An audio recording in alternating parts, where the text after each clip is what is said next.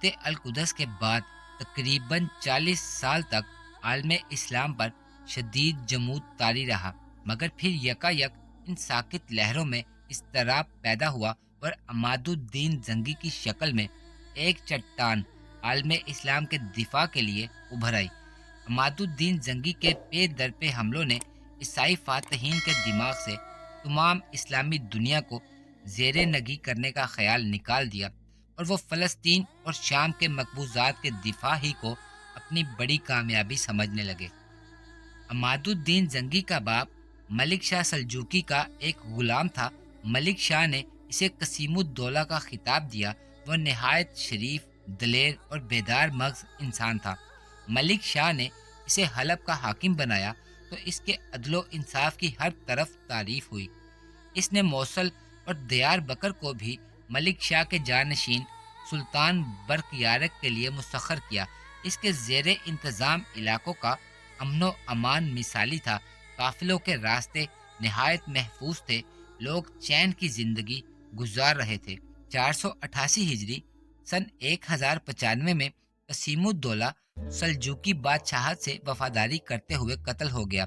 اس وقت اس کا بیٹا عماد الدین صرف 10 سال کا تھا۔ قسیم الدولہ کے ایک دوست کربوکا نے، جو کہ موصل کا حاکم تھا، اس یتیم بچے کی پرورش کی، یہاں تک کہ یہ بچہ کڑیل جوان بن کر موصل کی فوج میں بہادری کے جوہر دکھانے لگا، اور اس کی غیر معمولی قابلیت مشہور ہوتی چلی گئی۔ کربوکا کے بعد موصل کے جتنے بھی حاکم تبدیل ہوئے، سب نے عماد الدین زنگی کی جرت اور مارکہ دانی کو سراہا۔ پھر وہ سلطان محمود سلجوقی کے دربار سے وابستہ ہو گیا، جس نے اس کی صلاحیت دیکھتے ہوئے 518 ہجری سن 1124 اسے واسط اور بصرہ کا جاگیردار بنا دیا۔ یہاں ایک سردار کی حیثیت سے اس نے خوب شہرت حاصل کی۔ پھر سلطان نے اسے اپنے شہزادوں کا خاص استاد مقرر کر دیا، جسے اتالیق یا اتابک کہا جاتا تھا۔ یوں عماد الدین اتابک کے لقب سے مشہور ہوا۔ اس نے سلجوقی بادشاہ کی خدمات انجام دیتے ہوئے حیرت انگیز کارنامے انجام دیے۔ 520 ہجری سن 1126 میں سلطان کی خلیفہ بغداد سے چپکلش کے دوران عماد الدین زنگی نے بغداد کی افواج سے واسط کو بڑی خوبی سے بچایا۔ یہی نہیں بلکہ اس نے بغداد پر اس زور کا جوابی حملہ بھی کیا کہ خلیفہ مصالحت پر آمادہ ہو گیا۔ اس واقعے نے سلطان کی نظر میں زنگی کا رتبہ بہت بڑھا دیا۔ اس نے اسے بغداد کا منتظم اعلیٰ بنا دیا۔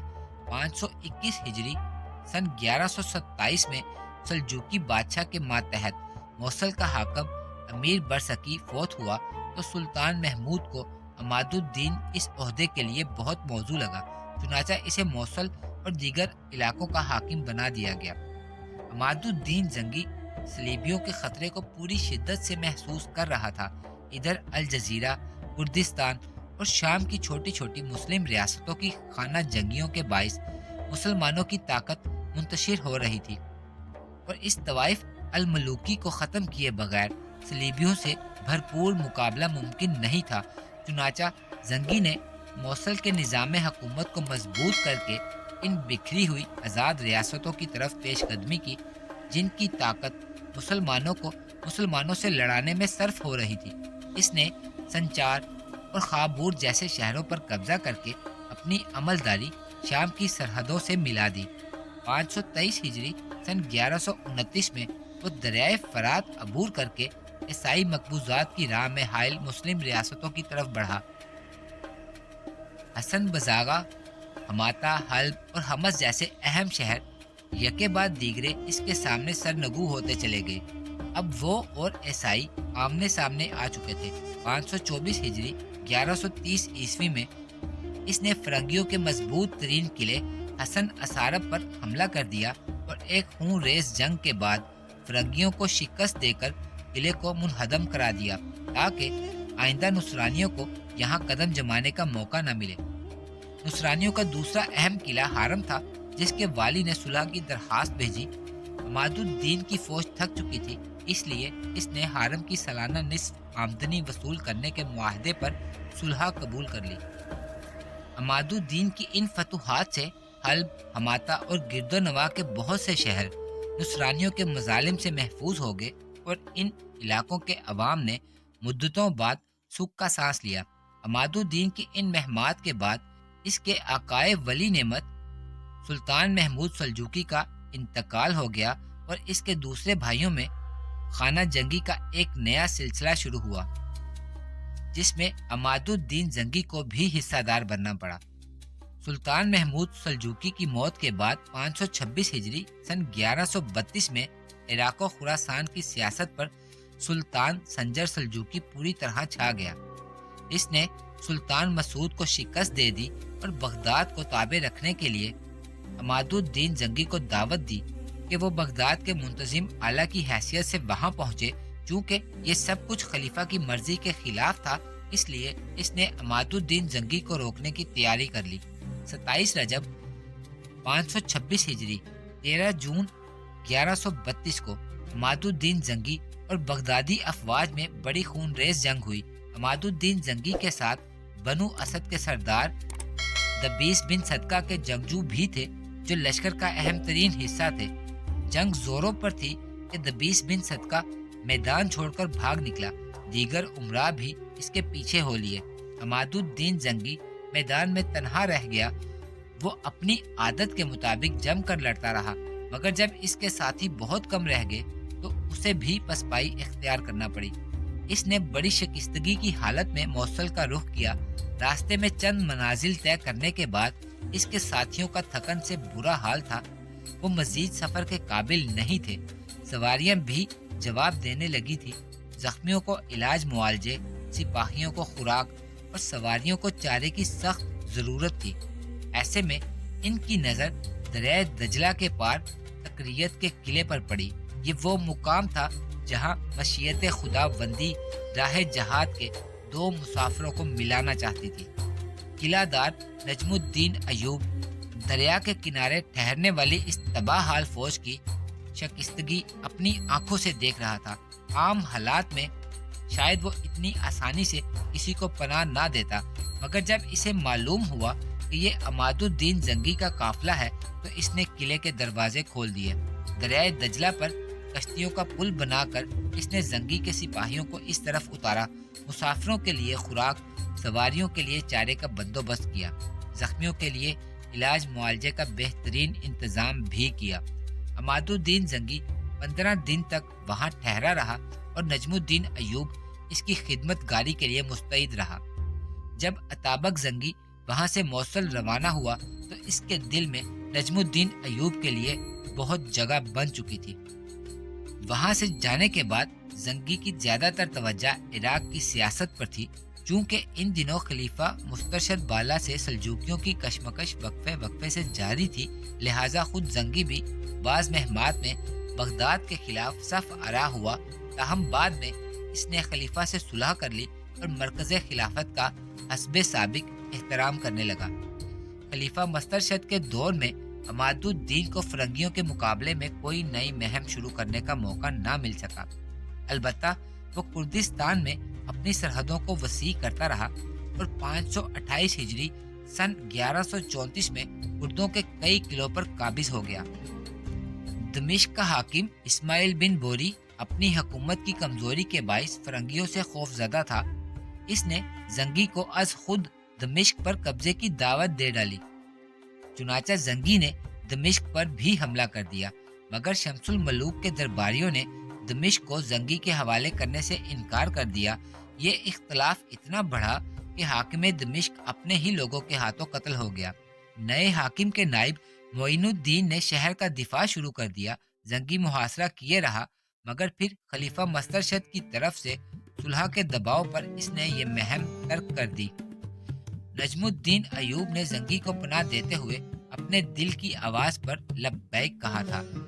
اس فیصلے میں کسی بھی قسم کا کوئی بیرونی دباؤ داخل نہ تھا، مگر جب بغداد میں اس کے سرپرست بہروز کو، جس نے اس کرد خانزادے کو تکریت کی قلعہ داری سونپی تھی، اس اقدام کی اطلاع ملی تو وہ سخت ناراض ہوا اور اسے عاقبت نا اندیشی قرار دیا۔ اس کے باوجود نجم الدین کو اپنے کیے پر کوئی ندامت نہ تھی، تاہم इन्हीं दिनों एक और हादसा पेश आ गया। निशानाबाजी के दौरान नजमुद्दीन की गलती से तीर बहरोज के एक गुलाम को लगा, जो मोहलिक साबित हुआ। नजमुद्दीन को इस वाक़ये से सख्त नदामत हुई। बहरोज के लिए भी ये बात बहुत तकलीफ दे थी, मगर चूंकि ऐसा बिला कसद हुआ था, इसलिए रियायत की गुंजाइश निकल आई। चूंकि तकदीर इलाही में इस कुर्द खानदान और जंगी खानजादे के रास्ते एक तय हो चुके थे, इसीलिए कुछ अरसे बाद एक ऐसा वाक़या पेश आ गया कि नजमुद्दीन को सब कुछ छोड़ छाड़ कर मौसल की राह इख्तियार करना पड़ी। नजमुद्दीन अयूबी के सब्र तहम्मुल के बरक्स इसके छोटे भाई शेरको में जोश का अंसर ज्यादा गालिब था। एक दिन इसने शहर के किसी बदकमाश अफसर को जान से मार डाला। इस अफसर ने किसी लड़की को छेड़ा था। लड़की ने आकर शेरको से फरियाद की। वो गजबनाक होकर इस अफसर की तलाश में निकला और इसे नेज़े के एक ही वार से मौके पर हलाक कर दिया। कहा जाता है कि मकतूल नसरानी था और इसने शेरको से बेहुदा गोई भी की थी। इस दौर में मुसलमानों की सियासी और इखलाकी तंजली के बावजूद अफसरान तो कजा, हाकिम भी अदालत की गिरफ्त से आज़ाद नहीं थे। इसलिए शेरको के हाथों इस मावराए अदालत कत्ल पर हुकूमत ने बाज़ पुरस की। खुद नजमुद्दीन अयूब इस मामले में अपने भाई से नाराज था। इसने खून बहा देने में भी भाई की मदद करने से इनकार कर दिया और इसे कैद करके तमाम सूरत हाल बगदाद में अपने वाली मुजाहिदुद्दीन बहरोज को लिख भेजी। मुजाहिदुद्दीन बहरोज को सख्त रंज हुआ। इसने जवाबन लिखा, तुम्हारे बाप का मुझ पर एहसान है, इसीलिए मैं तुम दोनों भाइयों से सख्त बर्ताव करना पसंद नहीं करता। तुम्हारे लिए बेहतर यही है कि तकरीयत से निकल जाओ। इसी दौरान नजमुद्दीन अयूब की अहलिया उम्मीद से थी और एक दिन इसने एक अजीब सा ख्वाब देखा। कोई कह रहा था, बिलाशुबा तेरे शिकम में अल्लाह की एक तलवार है। इधर नजमुद्दीन अयूब और इसका भाई अब तकरीयत से निकलकर अपनी मंजिल कहीं और तलाश करने पर मजबूर थे। वो ओहदों से माजूली का हुक्मनामा वसूल करने के बाद अपना साजो सामान लपेट कर निहायत दिल शिकस्तगी के आलम में किसी नामालूम ठिकाने की तरफ रवानगी की तैयारी कर रहे थे कि उन्हें एक खुशखबरी मिली। घर में एक बच्चे की विलादत हुई थी। आम हालात में ये यकीनन सबके चेहरों को खुशी से गुलनार कर देने वाली नवीद थी, मगर यहाँ नजमुद्दीन अयूब का गम इस मुसर्रत पर गालिब था। इसकी सरकारी नौकरी खत्म हो चुकी थी, मनसब छिन चुका था।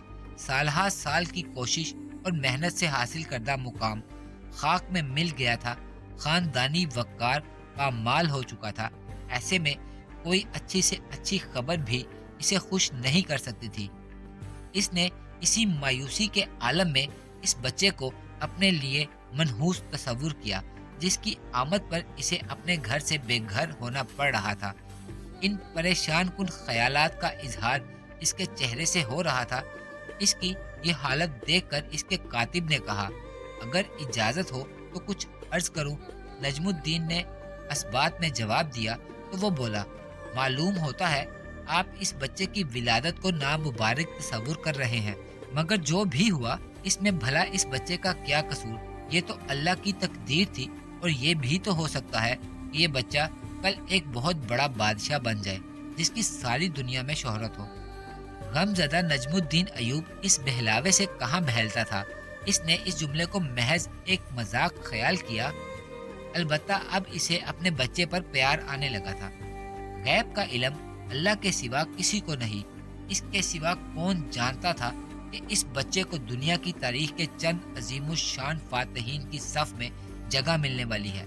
इसे खबर थी कि ये इस्लाम का वो सपूत साबित होगा जिसके कारनामों पर मुसलमान हमेशा फख्र करेंगे। ये एक ऐसा बादशाह होगा जिसकी शोहरत ता क़यामत रहेगी। तकरीयत के किले की संगीन वादियों में जन्म लेने वाले इस नौमौलूद बच्चे का नाम यूसुफ रखा गया। यही मुस्तकबिल का सलाहुद्दीन अयूबी था, जिसके नाम से इसके पूरे खानदान और मिल्लत इस्लामिया की तारीख चमकने वाली थी। ये वाक़या 532 हिजरी सन 1138 का है। नजमुद्दीन अयूब को इल्म होता कि वो किस फर्जंद का बाप बना है तो यकीनन इसका रंजो गम مسرت و شادمانی کی انتہا میں تبدیل ہو جاتا، مگر ہر انسان کی طرح وہ بھی کل سے ناواقف تھا۔ وہ صرف آج کو دیکھ رہا تھا، جس میں اس کے لیے کانٹے ہی کانٹے تھے۔